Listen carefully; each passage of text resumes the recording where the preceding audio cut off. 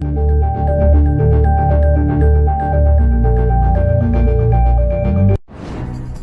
good vibes ang hanap mo, dito ka na sa sigurado!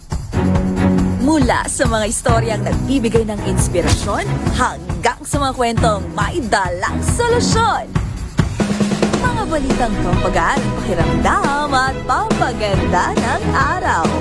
Hindi lang basta good news, kundi the better news. Mula Lunes hanggang Biyernes, 1:00 ng tanghali sa DZRH TV.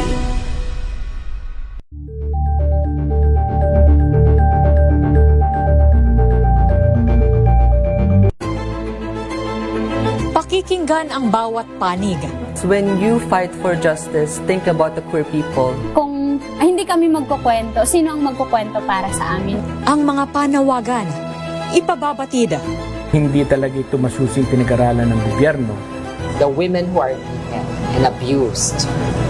It's time to listen to their voices. Tunghayan ang iba't ibang boses. Mga kwento mula sa iba't ibang anggulo. Dito lang sa Point of View. Mapapanood tuwing linggo, 12:00 ng tanghali sa DZRH TV.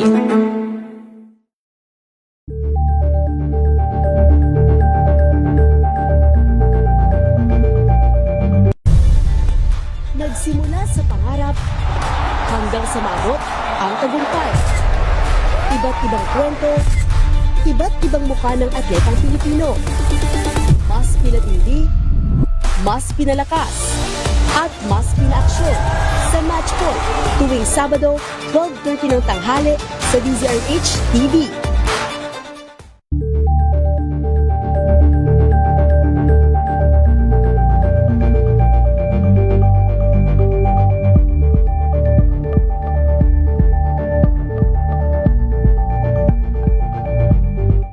Maagang balitaan, maagang usapan sa mga issue at balita kasama si Kuya Angelo Palmones sa Magandang Umaga Pilipinas mula Lunes hanggang Biyernes.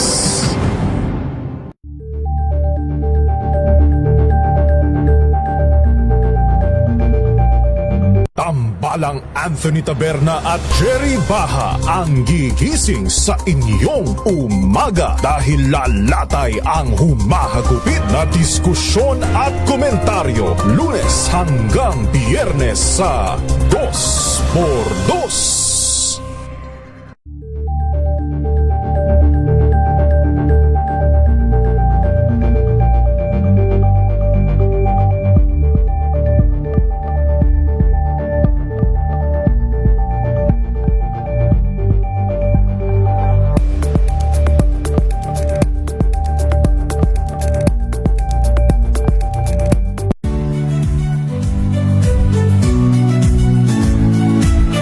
Magandang araw mga kaibigan. Ito po ang inyong balerina ng bayan, si Lisa Macuha Elizalde, na nag-aanyaya sa inyong samahan kami at ang aming mga espesyal na panauhin para sa kalahating oras ng masayang kwentuhan sa aming programang Art to Art, kung saan ang usapang sining at kultura ay para sa lahat.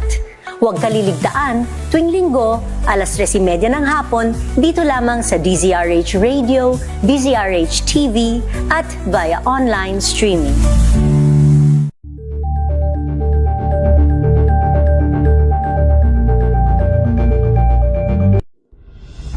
Tuloy-tuloy ang pagtulong, tuloy-tuloy ang pagseserbisyo at tuloy-tuloy ang balitaan kasama si May Binauhan sa Operation Tulong mula Lunes hanggang Biyernes.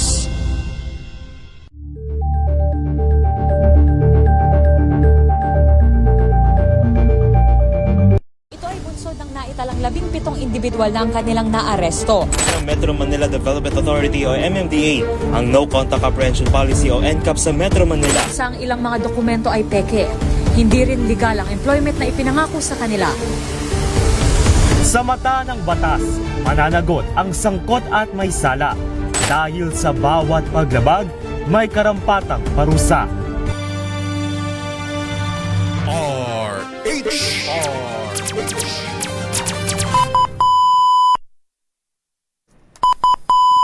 Pilipinas ng ating oras, 9 na minuto makalipas ang alas 12 ng tanghali.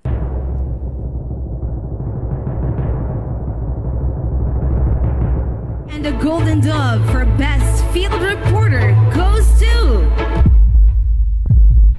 Giselle Ricafort, DZRH. Ito na ang 28th KBP Golden Dove Awardee, Best Field Reporter, si Giselle Ricafort sa Rapido Hataw Balita Sunday Edition. Sa mga balitang kailangan mong malaman, unang-una sa mga balita, RH Rapido Hataw Balita mula sa MBC Radio News Center Manila. RH Rapido Hataw Balita sa mga balitang pambansa, lokal, internasyonal at iba pa. RH Rapido Hataw Balita. At ngayon, narito ang inyong mga taga Josa Cruzat, Giselle Ricafort sa RH Rapido Hataw Balita.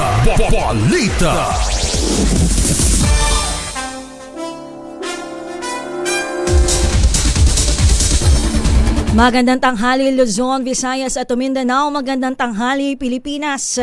Ratsyada na po tayo ng mga rumarapido at umahataw na balita ngayong January 25, 2026. Rapido Hataw Balita Sunday Edition. Minus si Giselle Ricafort, ako po ang inyong makakasama, Josa Cruzat, para sa DZRH. Una sa Pilipinas, una sa Pilipino. Sa atin pong headlines, Shearline at amihan na magpapaulan sa ilang bahagi ng bansa.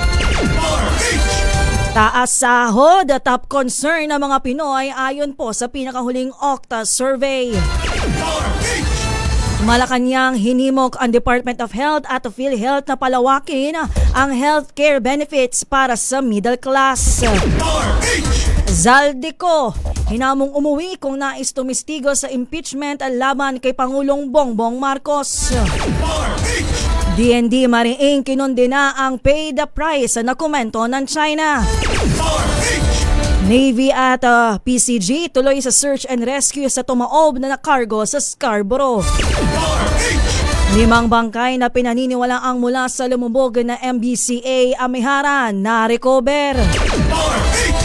Alkalde sa Maguindanao del Sur ligtas sa pananambang 4 na hinihinalang suspect patay sa hot pursuit operation. Hanggang hinggit pisong taas presyo sa petrolyo kasado naman po sa Martes. RH Rapido Hataw Balita.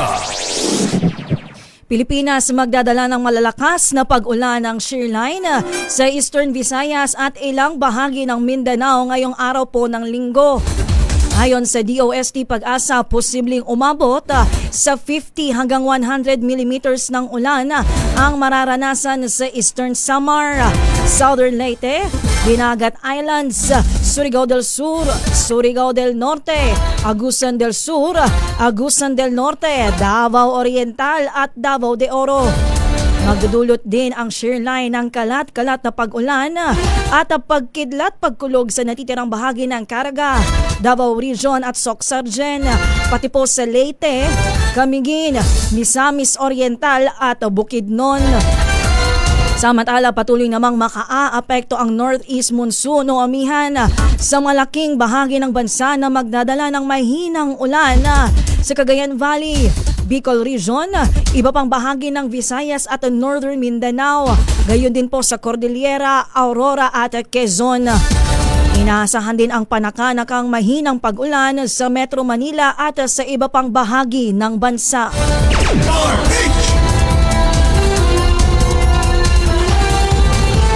Bad news naman po sa mga motorista, asahan ang pagtaas sa presyo ng mga produktong petrolyo sa Martes. Sa pagtayo ng oil industry sources, 20 centavos hanggang 40 centavos ang posibleng pagtaas sa gasolina, habang 1 peso and 20 centavos hanggang 1 peso and 40 centavos naman po sa kada litro ng diesel. Posible namang maglaro sa 60 centavos hanggang 80 centavos ang taas presyo sa kada litro ng kerosene. Sa Lunes malalaman ang final oil price adjustment na karaniwang ipinatutupad ng mga kumpanya tuwing araw ng Martes.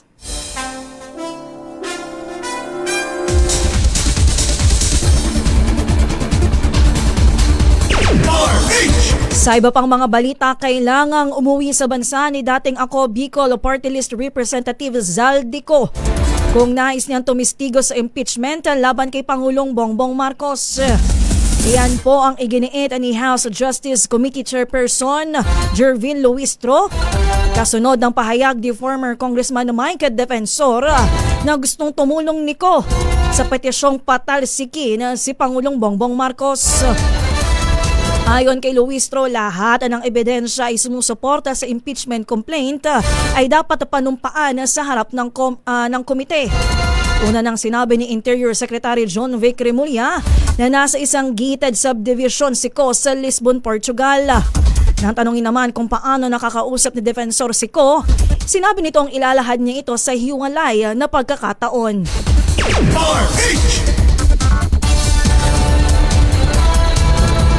Masyado pa raw na maaga para ilutang ang potensyal na alyansa ng Liberal Party at administrasyon ni Pangulong Bongbong Marcos. Sabi ni LP President Erin Tanyada, nakatutok muna sila sa pagpapalakas ng partido.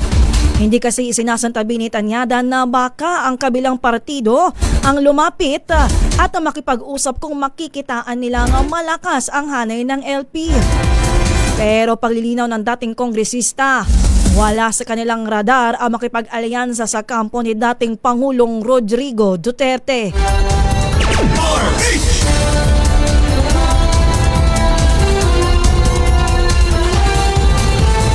Samantala, ipinadala na ng Philippine Navy ang flagship warship nitong BRP Jose Rizal para magsagawa ng search and rescue kasunod ng pagtaob ng isang Singaporean flagged cargo vessel sa West Philippine Sea.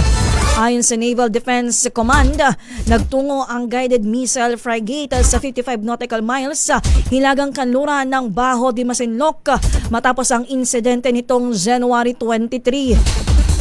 Batay sa mga report, 14 sa 21 crew ng MV Devon Bay na pawang mga Pilipino ang nasa stable ng kondisyon, pero 2 naman ang umano'y napaulat na patay. Sabi ng hukbong dagat, nag-deploy din ng iba pang asset ng ibang ahensya ng pamahalaan para malocate ang nawawala pang crew members. RH Rapido Hahataw Balita Balita.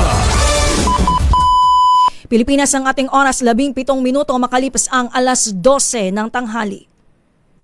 This time check. Curious ka ba sa maraming bagay? Kami na ang bahala dyan. Aalamin, tutuklasin at bibigyang linaw namin ang mga katanungang bumabagabag sa inyong isipan. Sa programa kung saan ang bawat sagot ay galing lamang sa mga eksperto. Ang Expert's Opinion, tuwing linggo alas 3 ng hapon, dito lang sa DZRH TV.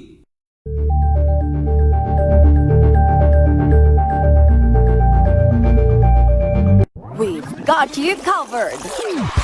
From the hottest hits, exclusive interviews, kilig to the bones fan meet experience, and hataw performances of your favorite stars. Saturdays, 12 noon, dito lang sa DZRH TV.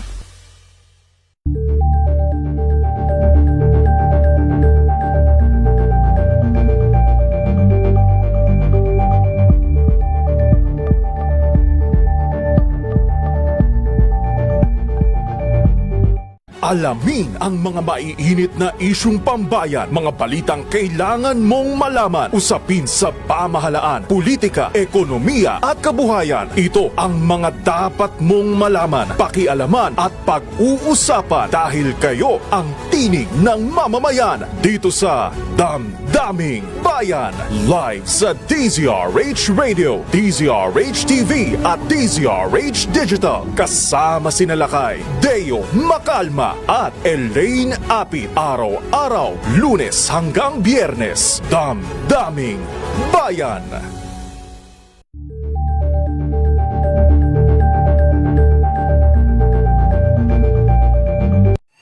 Mga balitang gigising sa inyong umaga. Mga balitang kailangan mong malaman. Mapapakinggan sa ACS Balita sa 2x2.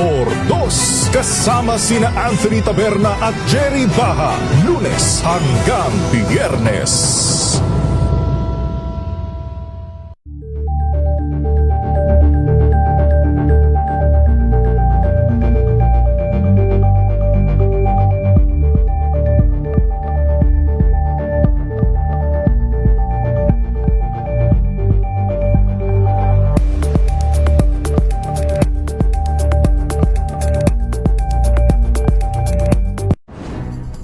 Good vibes ang hanap mo?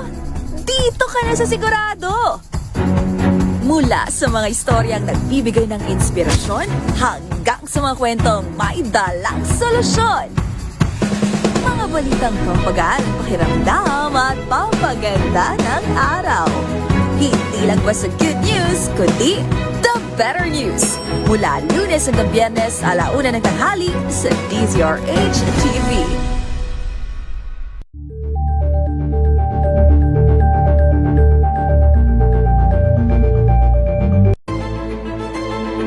Pakikinggan ang bawat panig.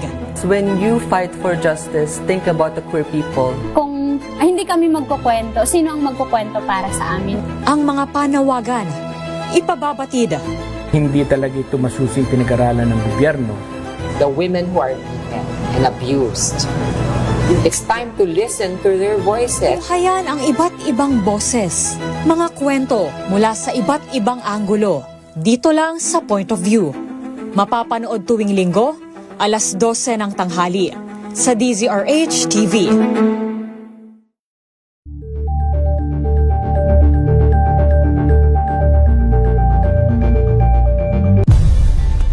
Nagsimula sa pangarap hanggang sa maabot ang tagumpay. Iba't ibang kwento, iba't ibang mukha ng atletang Pilipino. Mas pinatindi, mas pinalakas, at mas pinaaksyon sa Match Point tuwing Sabado, 12:30 ng tanghali sa DZRH TV.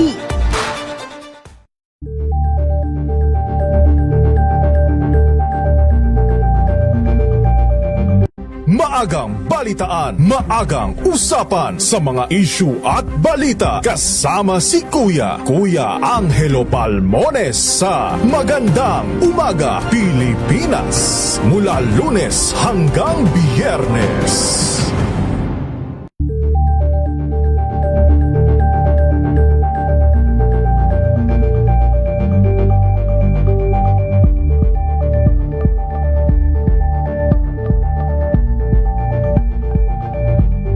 Tambalang Anthony Taberna at Jerry Baha ang gigising sa inyong umaga dahil lalatay ang humahagupit na diskusyon at komentaryo. Lunes hanggang Biyernes sa 2x2.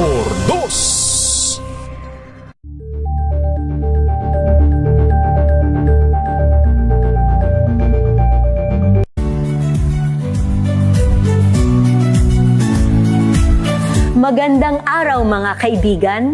Ito po ang inyong balerina ng bayan, si Lisa Macuhay Lizalde, na nag-aanyaya sa inyong samahan kami at ang aming mga espesyal na panauhin para sa kalahating oras ng masayang kwentuhan sa aming programang Art to Art, kung saan ang usapang sining at kultura ay para sa lahat. Huwag kaliligtaan, tuwing linggo, alas 3:30 ng hapon, dito lamang sa DZRH Radio, DZRH TV, at via online streaming.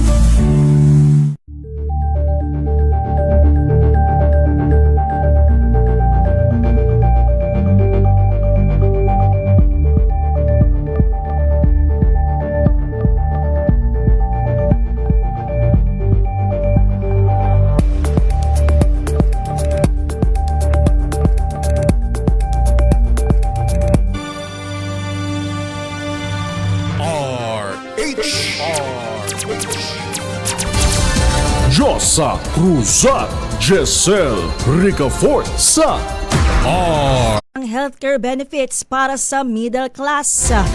Detalye ibalita mo RH14 na Miss Let Narciso. Miss Let. Diyos sa pinulong na Executive Secretary Ralph Recto ang mga opisyal ng Department of Health at PhilHealth. Sinalakay sa meeting ang mga solusyon para masigurong mararamdaman ng mga pasyente ang zero balance billing. Iniulat ni Health Secretary Ted Herbosa na nasa final stage na sila ng pagkumpleto sa DOH-LGU Healthcare Provider Network Model. Layo nitong masuportahan ang mga lokal na pamahalaan na makapagbigay ng mas mataas na antas ng serbisyong pangkalusugan. Hinimok rin ni Recto sina Herbosa at PhilHealth President and CEO Edwin Mercado na palawakin pa ang mga benepisyo at packages lalo na para sa middle class. Katwiran ng kalihim, tuloy-tuloy ang pagbabayad ng buwis at kontribusyon ng middle income ng mga Pilipino, kaya naman marapat lang anyang matapatan ang mga ito ng benepisyo. Ito si Let Narciso para sa DZRH, una sa Pilipinas, una sa Pilipino.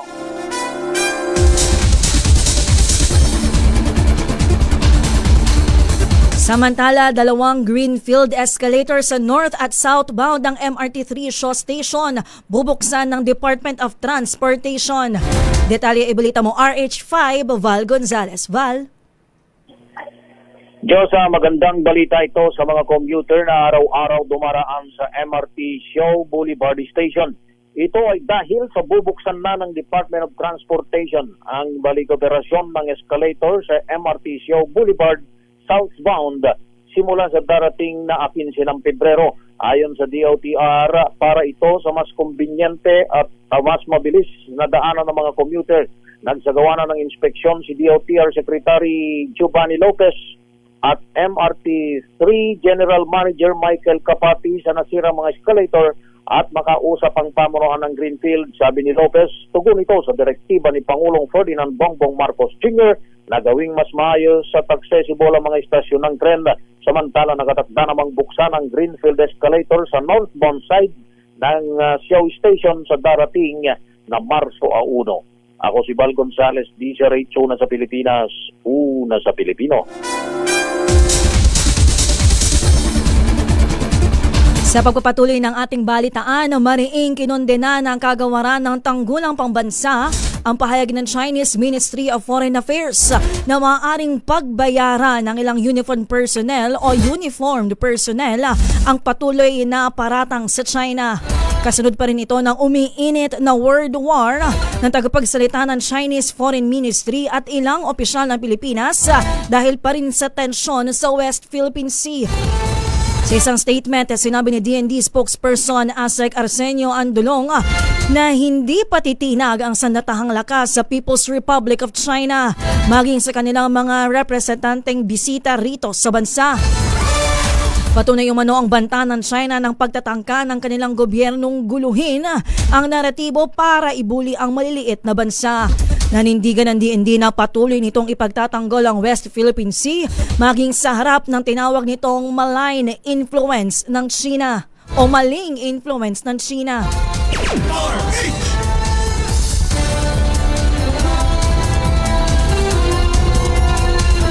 Samantala, natagpuan ang 5 katawan na pinaniniwalaan na mula sa lumubog na MBCA Amihara sa katubigan ng Davao Oriental o Occidental. 4 sa mga bangkay ang nakita ng Coast Guard Auxiliaries habang ang isa ay natagpuan ng Philippine Coast Guard habang nagsasagawa ng air surveillance sa Davao Gulf. Una nang napaulat na nawawala ang MBCA Amihara noong Lunes, lulan ang 16 na katao nang pataubin ito ng malakas na alon. Matatandaang noong Martes, nasagip ang 4 na tripulante na nangihina sa kaligitnaan ng dagat sa ikinasang search at rescue operations. Nagsanib-puwersa na ang PCG at Philippine Navy para hanapin pa ang ibang biktima nga nawawala.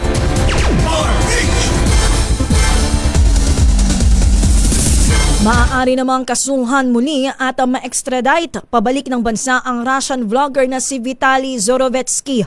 Yan ang inilutang ni Interior Secretary John Novik Rimulya kasunod ng expose ng dayuhan sa naranasang pagkakapiit sa bilangguan sa Pilipinas. Sa isang TV interview, sinabi ni Rimulya na pwede ulit habulin ng parusa si Vitaly kung naging kasangkapan siya sa korupsyon sa kulungan. Reaksyon ito ng kalihim ng ibunyag ni Vitaly na nagabayad siya ng jail officer para magkaroon ng cellphone at makapag-vlog kahit nakakulong dahil sa harassment ng mga lokal. Hinuli ang foreigner noong April 2025 at naipadeport nitong January 17. Samantala naglunsad na ng investigasyon ang Immigration Bureau sa kung paano nagkaroon ng access sa gadget si Vitaly sa detention.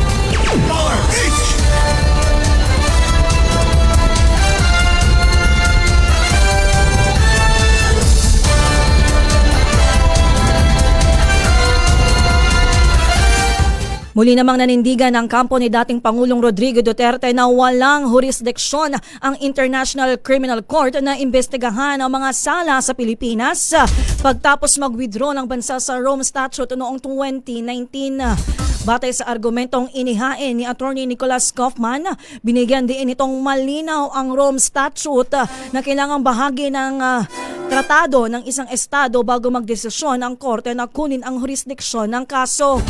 Ibig sabihin, tanging pag-arangkada ng formal investigation na binasbasa ng ICC Pre-Trial Chamber ang maituturing na pasok sa jurisdiksyon ng ICC. Nagbigay ng authorization ng Chamber Setyembre 2021, 2 taon makaraang bawiin ng Pilipinas ang pagsali sa ICC.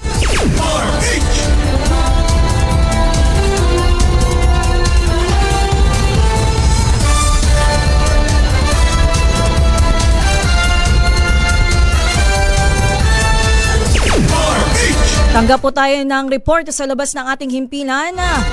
Yusek Claire Castro nanawagang huwag gagawing biro ang kalusugan ni Pangulong Bongbong Marcos. Update mula sa Malacanang, RH14, Miss Let Narciso. Miss Let. Diyos, sa pinalaga ng Malacanang ang naging pahayag ni Senator Amy Marcos matapos sumama ang pakiramdam ni Pangulong Ferdinand Marcos Jr. Ayon kay Palace Press Officer Claire Castro, huwag sanang gawing biro ang kalusugan ng Pangulo. Tugon ito ni Castro sa sinabi ng senadora na walang nagmamahal at nag-aalaga sa kanyang kapatid sa palasyo kaya nagkasakit at kung ano-ano lang daw ang ginagawa ng tinawag itong mga piling presidente. Sagot naman ni Castro kay Senator Amy, huwag maging komedyante o payaso sa pagbibigay ng payo. Patutsada pa nito, huwag magpaka-plastic sa mata ng nakararami. Iginit ng opisyal na totoong puso at pagkalinga ang kailangan ng isang taong may pinagdaan ng karamdaman.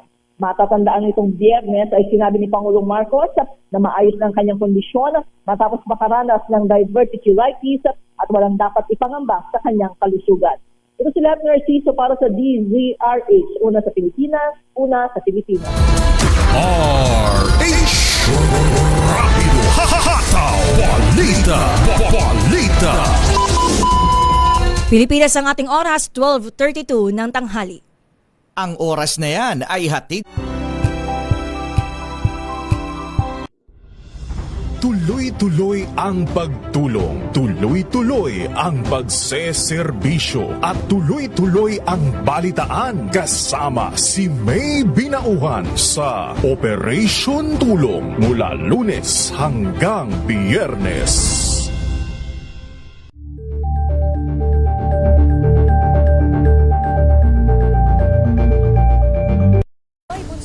Talang 17 individual na ang kanilang naaresto. Ang Metro Manila Development Authority o MMDA ang No Contact Apprehension Policy o NCAP sa Metro Manila. Ang ilang mga dokumento ay peke. Hindi rin legal ang employment na ipinangako sa kanila. Sa mata ng batas, mananagot ang sangkot at may sala. Dahil sa bawat paglabag, may karampatang parusa. Alamin ang mga pananagutan sa likod ng mga bawal dito sa Hoy! Bawal Yan! Tuwing Sabado, alas 11:30 ng umaga. Dito lang sa DZRH TV.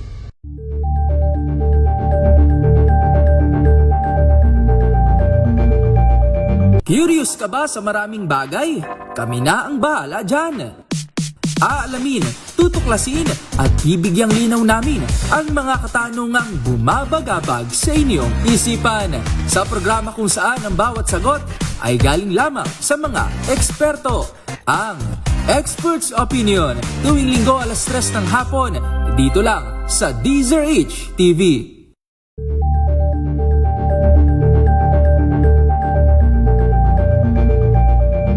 We've got you covered. From the hottest hits, exclusive interviews, kilig to the bones fan meet experience, and hataw performances of your favorite stars. Saturdays, 12 noon, dito lang sa DZRH TV.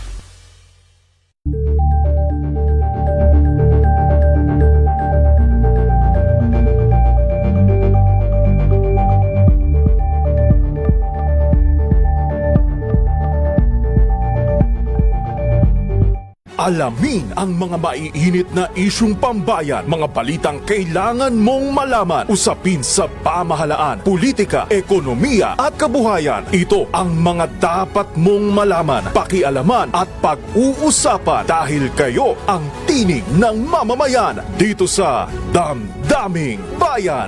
Live sa DZRH Radio, DZRH TV at DZRH Digital. Kasama sina Lakay, Deo Macalma at Elaine Apit. Araw-araw, Lunes hanggang Biyernes. Damdaming Bayan.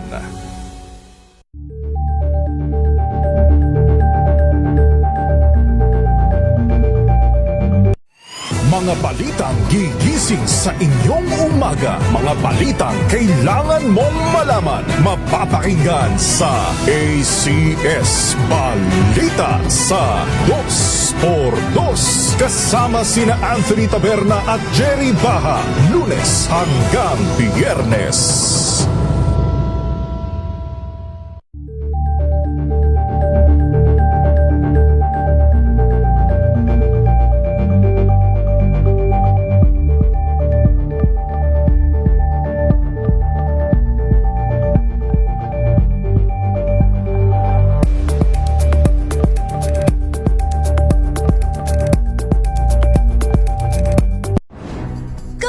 Vibes ang hanap mo? Dito ka na sa sigurado! Mula sa mga istoryang nagbibigay ng inspirasyon hanggang sa mga kwentong may dalang solusyon. Mga balitang pampagaan ang pakiramdam at pampaganda ng araw. Hindi lang ba sa good news, kundi the better news. Mula Lunes hanggang Biyernes, 1:00 ng tanghali sa DZRH TV.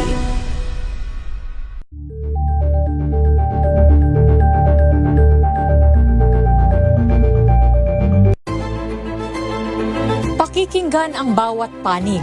When you fight for justice, think about the queer people. Kung hindi kami magkukwento, sino ang magkukwento para sa amin? Ang mga panawagan, ipababatid. Hindi talaga ito masusing pinag-aralan ng gobyerno. The women who are beaten and abused. It's time to listen to their voices. Tunghayan ang iba't ibang boses, mga kwento mula sa iba't ibang anggulo. Dito lang sa Point of View. Mapapanood tuwing Linggo, alas 12 ng tanghali sa DZRH TV.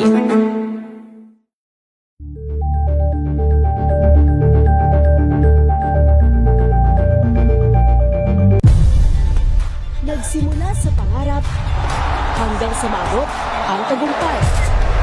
Iba't ibang kwento, iba't ibang mukha ng atletang Pilipino. Mas pinatindi, mas pinalakas, at mas pinaaksyon sa Match Point tuwing Sabado, 12:30 ng tanghali sa DZRH TV.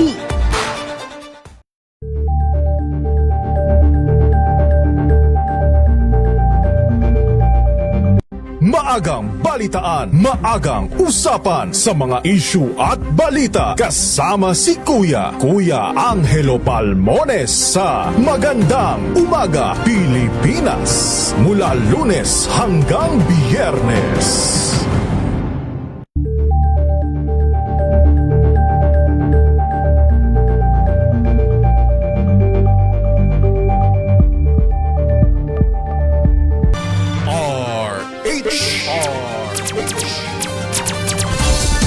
Josa Cruzat, Jessel Ricafort sa RH Rapido Hataw Balita.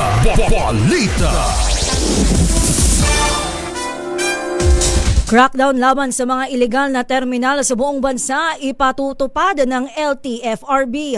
Detalye ibalita mo RH5 Val Gonzalez. Val. Diyosa, nagbabala ngayon ang Land Transportation, Franchising and Regulatory Board o LTFRB na pananagutin ang lahat ng mga taong responsable sa pagtatayo at pagpapanatili ng mga iligal na terminal. Ito ang inihayag ni LTFRB Chairman Attorney Vicor Mendoza II kasunod ng ikinakasang all-out war o pagbuwag sa lahat ng iligal na terminal sa buong bansa. Aniya, ang mga iligal na terminal ay pugad ng mga kolorum na sasakyan at pangunahing ugat ng korupsyon. Bukod sa pagpapakalat ng tauhan para tukuyin ang mga iligal na terminal, ay hinihikayat din ng LTFRB ang publiko at mananatay para magsumbong kung nasaan ang mga iligal na terminal na ito, lalo na dito sa Metro Manila na kalimitan ay nasa tagong mga lugar, maging sa loob ng mga mall. Git ng opisyal, ang kaligtasan at kaginhawaan ng mga commuters ang prioridad ng regulatory agency. Ang LTFRB ay magpapatupad ng mga surprise inspection sa mga bus station at PUB terminal sa buong bansa upang masiguro na sumusunod ang mga operator sa mga patakaran ng LTFRB. Ako si Val Gonzalez, DZRH, una sa Pilipinas, una sa Pilipino. Samantala, alkalde ng Sheriff Aguac tinambangan 4 sa mga hinihinalang nanambangan napatay sa isinagawang hot pursuit operation. Detalye ibalita mo RH19, June Dimakutak. June. Diyosa, isang bala ng RPG ang pinasabog ng mga nanambang. Target ang sinasakyan ng alkalde ng bayan ng Sheriff Aguac, Maguindanao del Sur kaninang umaga. Sa impormasyon mula kay Sheriff Aguac, Municipal Executive Secretary and Information Officer Dato Anwar Imblawa, nanggaling sa vicinity ng palengke ng Sheriff Aguac si Sheriff Aguac Mayor Dato Ahmad Mitra Ampatuan, alas 6 kaninang umaga. At nang pabalik na sa kanyang tahanan, pagliko mula sa National Highway na sinasakyan itong isang kulay itim na bulletproof Toyota Land Cruiser, isang bala ng RPG ang pinakawala ng mga nang ambush at tumama ito sa bandang gilid ng sasakyan at sumabog. Ayon kay Ginong Imblawa, ligtas na secured ang alkalde sa mga oras na ito habang dalawa sa kanyang escort na nakilalang sina PFC Manuel Don Diego at Tips Lakman Iso ay pawang sugatan na kasalukuyang nasa Provincial District Hospital. Sa tulong naman ng mga concerned witnesses at sa inilunsad na hot pursuit operation, na trace ang direksyon ng mga nanambang na tumatakas lula na isang kulay puting minivan na inabutan sa bahagi ng Barangay Meta, katabing bayan lamang ng Datu Unsay, Maguindanao del Sur, at 4 na sa mga suspek ang napatay. Napatid na matagal na umanong may mga pagbabanta sa kanyang buhay ang alkalde na Sheriff Aguac na si Mayor Ahmad Mitra Ampatuan sa ikatlong pagkakataon ng mga attempt sa kanyang buhay ay muli itong nakaligtas. At anumang oras sa katakdang magpatawag ng press conference ang alkalde batay sa resulta ng investigasyon ng Sheriff Aguac Police Office may kaugnayan sa insidente. Mas pinaigting naman ng PNP at AFP ang seguridad sa bayan ng Sheriff Aguac matapos ang insidente. Mula sa Central Mindanao, RH19, June Dimakutak, DZRH, una sa Pilipinas, una sa Pilipino. Samantala, drug den sa Davao City, binuwag ng pinagsanip na law enforcement team 119,000 pesos na halaga ng shabu na samsam. June Soter ng Action Radio Davao. June. Nabuwag ng pinagsalib na pwersa ng mga otoridad ng isang hinihina ng drug den at nasamsam ang aabot sa 119,000 halaga ng shabu sa isang bypass operation sa Furok 40-A Barangay Upper Ulas, Davao City, alas 5:05 ng hapon, Enero 24, 2026. Pinangunahan ng operasyon ng Regional Special Enforcement Team, Davao City Office ng Philippine Drug Enforcement Agency, Region 11, katuwang National Bureau of Investigation, Southeastern Mindanao Regional Office o NBI Simro 11 at Ecolan Police Station. Arestado sa operasyon ang hinihinalang maintainer ng drug den na nakilalang si alias Efren, 48 anyos, matapos magbenta ng isang pakete sa pinaghihinalaang shabu na may timbang na humigit kumulang 1 gramo at nagkakahalaga ng 7,000 pesos sa isang undercover agent ng PDEA. Nadakip din ang 3 iba pang suspek na nakilalang sila alias Phil, Rolando at Ronnie. Nakumpiska mula sa suspek ang 11 pakete sa inihinalang shabu na may tinatayang kabuuang timbang na 16 grams at halagang 112,000. Gayon din ang iba't ibang drug paraphernalia at ang mark bypass money. Naharap ngayon ang mga inarestong suspects sa mga kasong paglabag sa Republic Act 9165 o Comprehensive Dangerous Drugs Act of 2002. Ito si June Suter para sa DZRH. Una sa Pilipinas, una sa Pilipino. Samantala, kabayanihan ng SAF-44 ginunita ng Philippine National Police. Nagbabalik si RH5, Val Gonzalez sa report. Val? Josa, ang nangyari sa Mamasapano sa Mindanao ay isang masakit na kabanata ng ating kasaysayan, ngunit ito'y isang makapangyarihang paalala ng katapangan, brotherhood at pagmamahal sa bayan. Ito, Josa, ang pahayag ngayon ni PNP Chief Police Lieutenant General Jose Melencio Nartates Jr. kasabay ng paggunita sa ika-11 taong pagkamatay ng 44 na mga tauhan ng Special Action Force noong January 15 taong 2015. Sabi ni General Nartates, ang SAF-44 ay hindi tumalikod sa panganib at nanatili sa kanilang pangakong ipagtanggol ang mga Pilipino kahit na ito'y mga hulugan ng kanilang buhay. Sa araw-ani yan ang paggunita sa mga bayani ng SAF-44, ang PNP nagtataguyod ng kanilang pangakong maglingkod ng may katapatan, kababaang loob, pag-aalaga at mananatili sa pagtatanggol sa katarungan at pagtitiwala ng mga Pilipino. Matatanda ang January 25, 2015 nang mauwi sa madugong inkwentro ang isinagawang Oplan Exodus para arestuhin sana ang international terrorist na si Solkif Lee Binhir alias Marwan. Ang January 25 ay deklarado bilang Day of National Remembrance para alalahanin ang naging sakripisyo ng SAF-44 na nagbuwis ng buhay para labanan ang terorismo. Ako si Val Gonzalez, DZRH, una sa Pilipinas, una sa Pilipino. Higit 1 milyong pisong halaga ng smuggled cigarettes nasabat ng PNP sa Dagupan City. 2 suspect arestado. RH38 Freddy Fajardo. Freddy?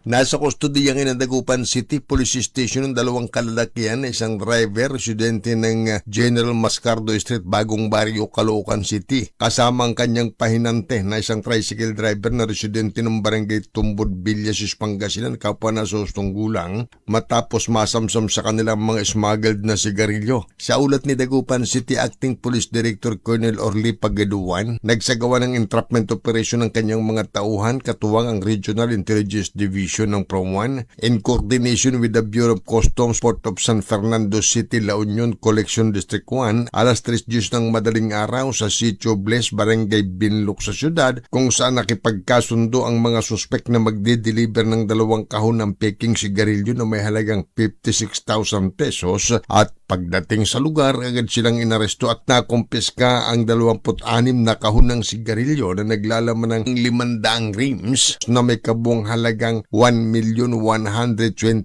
pesos na nakakarga sa gamit nilang van. Himasayas ngayon ang 2 suspek na naharap sa kaukulang kaso.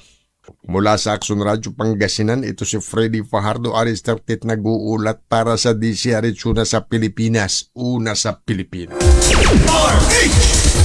4 na aktibong miyembro ng NPA sa Northern Samar sabay-sabay na sumuko sa militar ng 78 Infantry Battalion. Ang detalye sa report ni RH34 Jane Galit Bantayan. Jane?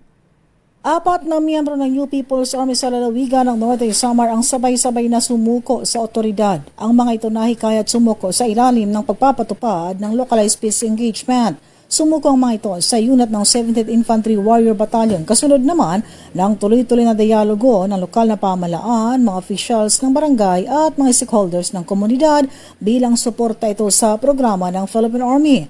Sa panahon ng kanilang pagsuko, isinuko rin ng mga NPA ang isang M16A1 rifle na may 3 magasin at iba't ibang uri ng bala. Kasalukuyan itong nasa 17th Infantry Warrior Battalion. Binigyan din naman ni Lieutenant Colonel Francis Rosales, Commanding Officer ng 17th Infantry Battalion, ang mahalagang papel ng mga lokal na leader at komunidad sa tagumpay ng pagkikipag-ugnayan. Samantala ay pinuri rin ni Brigadier General Carmelito Pangatungan, Commander ng 83rd Infantry Pacemaker Brigade, ang pagkakaisa ng iba't ibang sektor sa pamamagitan ng whole-of-nation approach. Patuloy naman na pinalakas pa ng EFP Northern Samar ang kampanya na Upod Kita Nortihanon, Unity for Peace Onwards to Development, o Kamurayaw Isulong Tikat to sa pag-asinso sa Northern Samar. Mula sa Aksyon Radyo Katarman, RH34 Jane Galit Bantayan ng DZRH. Una sa Pilipinas, una sa Pilipino. RH Rapido Hataw Balita Balita. Pilipinas ang ating oras, 12:50 ng tanghali.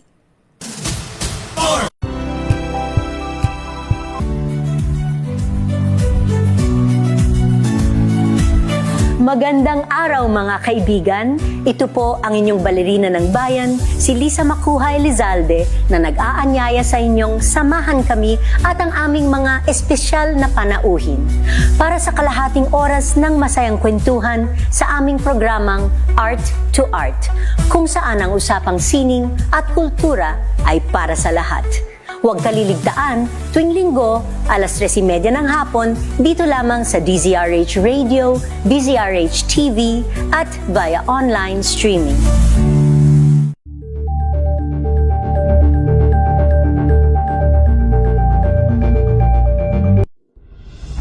Tuloy-tuloy ang pagtulong, tuloy-tuloy ang pagseserbisyo, at tuloy-tuloy ang balitaan kasama si May Binauhan sa Operation Tulong mula Lunes hanggang Biyernes.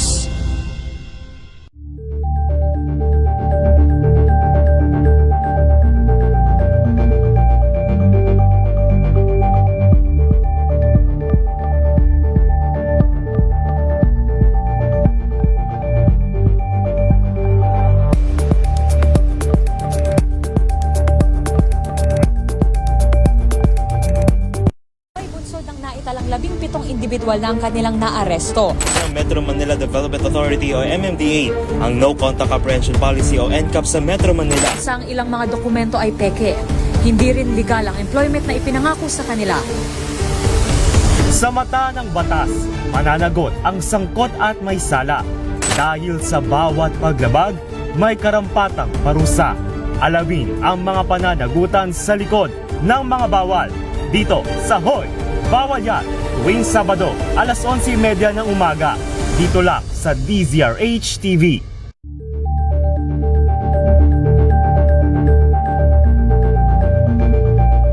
Curious ka ba sa maraming bagay? Kami na ang bahala dyan. Aalamin, tutuklasin at bibigyang linaw namin ang mga katanungang bumabagabag sa inyong isipan. Sa programa kung saan ang bawat sagot ay galing lamang sa mga eksperto. Ang Expert's Opinion, tuwing linggo 3:00 ng hapon, dito lang sa DZRH TV.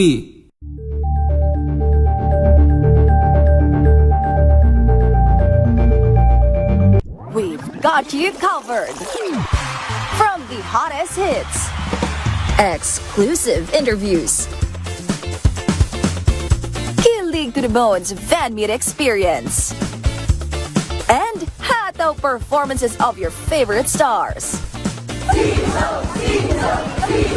Saturdays, 12 noon, dito lang sa DZRH TV.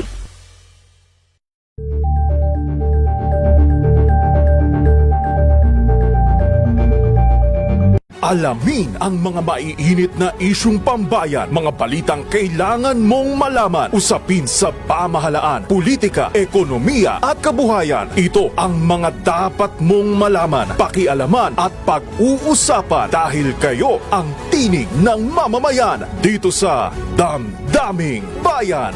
Live sa DZRH Radio, DZRH TV at DZRH Digital. Kasama sina Lakay, Deo Macalma at Elaine Apit. Araw-araw, Lunes hanggang Biyernes. Damdaming Bayan.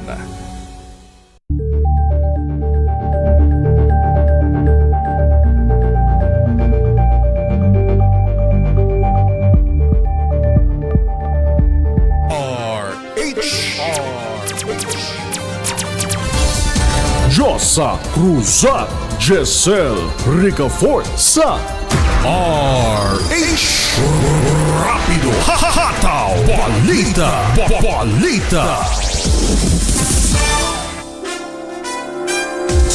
Kasado na ang implementasyon ng bagong scholarship program ng pamahalaan sa pagtutulungan ng Commission on Higher Education, Department of Education at TESDA.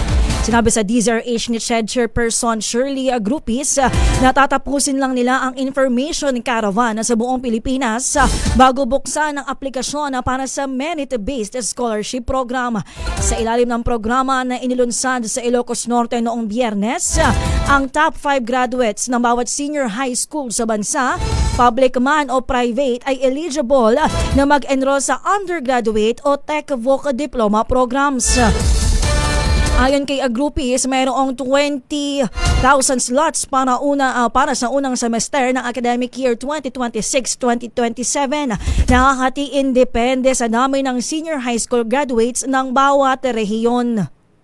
Yung number ng slot na ibibigay sa region ay depende sa number of graduating senior high school across the region. So nag-develop na kami ng formula para po depende sa number ng graduate na top 5.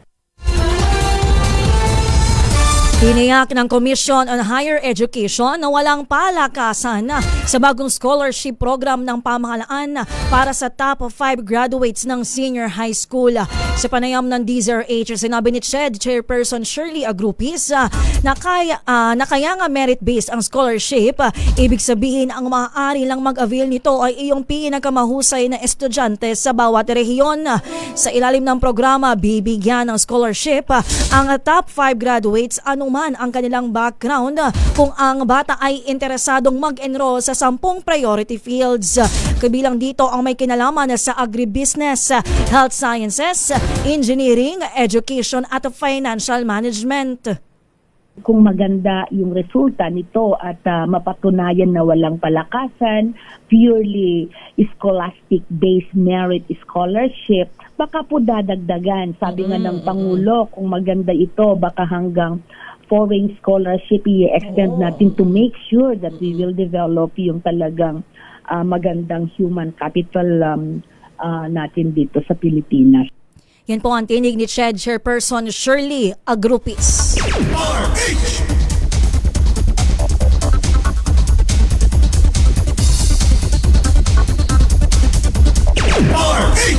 Pagpapataas ng sahod at kita ng mga manggagawa ang nangunguna ngayon sa mga top concern ng mga Pilipino. Base sa tugon ng masa survey ng Okta Research, 45% ng mga respondents ang nagsabing agarang dapat tugunan ng administrasyon ni Pangulong Bongbong Marcos ang usapin sa sahod at sweldo. Sa iba't ibang rehiyon sa bansa, 47% ng mga respondents sa Balance Luzon at Visayas ang nagsabing pangunahing issue ang sahod. Sinundan ng Mindanao na may 42% at ng National Capital Region na may 41%. Ito ang pinakamataas na naitalang antas ng pag-aalala sa sahod mula pa noong March 2024. Bukod sa sahod, kabilang din sa mga itinuturing na agarang suliranin ang pagkontrol sa pagtaas ng presyo ng mga pangunahing bilihin at serbisyo, akses sa abot kayang pagkain gaya ng bigas, gulay at karne, paglaban sa katiwalian sa gobyerno at libreng dekalidad na edukasyon. Isinagawa ang survey mula December 3 hanggang December 11, 2025 sa pamamagitan ng face-to-face survey sa 1,200 adult Filipinos sa buong bansa. Samantala, tiniyakan ng National Wages and Productivity Commission na tinututukan ang hinaing ng mga manggagawa hinggil sa minimum wage. Kasunod ito ng survey ng Okta Research kung saan nangunguna sa mga top concern ng mga Pinoy ang pagpapataas ng sahod at kita ng mga manggagawa. Sa panayam ng DZRH, sinabi ni NWPC Executive Director Crisel de C na patuloy ang pag-issue ng Regional Tripartite Wages and Productivity Board ng wage orders alinsunod sa itinakdang timeline. Aniya, para sa taong 2025 hanggang 2026, 14 na rehiyon sa bansa ang nakapag-release na ng wage adjustment at ang natitira na lang ay Bicol at Davao Region. Pero giit ni C, mahalagang mabalanse ang minimum wage sa kakayahan ng mga enterprise o negosyo na magbayad, mas mataas na productivity at skills development. At ang Department of Labor and Employment naman po ay we respond to the concerns of our constituents by making sure that we are providing the necessary social protection for our workers. We coordinate with the other government agencies because improving the socio-economic condition of our economy requires a whole of government approach. So yung concern po natin for higher productivity in competitive industries, yung strong tripartism and collective bargaining, enterprise support, lalo na ho yung skills development para mas maging competitive yung mga workers natin. RH Rapido Hataw Balita. Balikan na po natin ang ating headlines dito sa Rapido Hataw Balita Sunday Edition, January 25, 2026. Shareline at amihan na magpapaulan sa ilang bahagi ng bansa. Taas sahod at top concern ng mga Pinoy ayon sa Okta Survey. Malacanang hinimok ang DOH at PhilHealth na palawakin ang healthcare benefits para sa middle class. Zaldico hinamong umuwi kung nais tumistigo sa impeachment versus sa PBBM. DND mariing kinundena ang pay the price na komento ng China. Navy at PCG tuloy sa search and rescue sa tumaob na cargo sa Scarborough. 5 bangkay na pinaniniwala ang mula sa lumubog na MBCA Amihara na recover.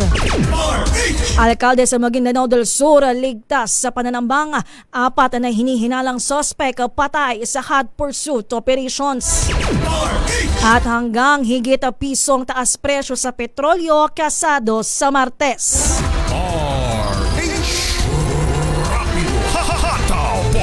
Balita. Inyong nakasama sa isang oras na balitaan dito po sa Rapido Hataw Balita Sunday Edition. Sa pangalan ni Miss Giselle Ricafort, ako po si Josa Cruzat, nag-uulat para sa DZRH, una sa Pilipinas, una sa Pilipino. Ang ating oras 2 minuto makalipas ang 1:00 ng hapon. This time check is brought to you by... Kung good vibes ang hanap mo, dito ka na sa Sigurado! Mula sa mga istoryang nagbibigay ng inspirasyon hanggang sa mga kwentong